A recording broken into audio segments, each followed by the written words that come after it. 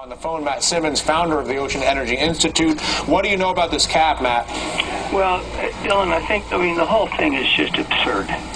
It all goes back to their concept that all of the oil that's now killed the Gulf of Mexico is coming out of some cracks in the drilling riser, as opposed to the open hole several miles away that's still spewing 120,000 barrels a day of oil, toxic oil, into the Gulf of Mexico. And I think enough's enough. I think it's time for our government to tell them, no, get off the air, stop your advertisement, stop deceiving the public, and put the military in charge and send a submarine down and actually find the open hole so we at least know where it is.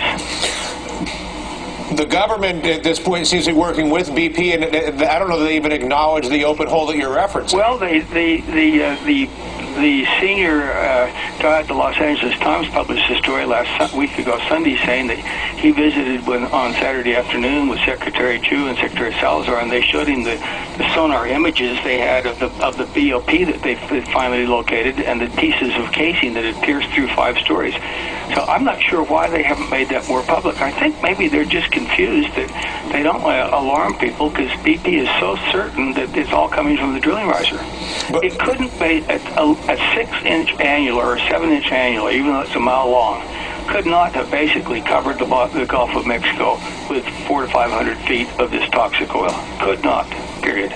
But I guess the issue of acknowledging or denying the existence of the massive hole a few miles away as a result of the blowout.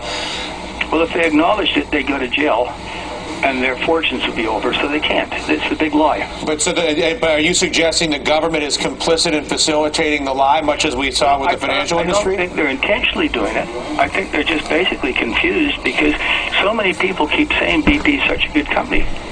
I'm being told by one of my people I respect most in Washington, D.C., who's been a supporter of the oil and gas industry for 20 years, that 2/3 of his friends there think this is a green conspiracy to tar a great company, BP.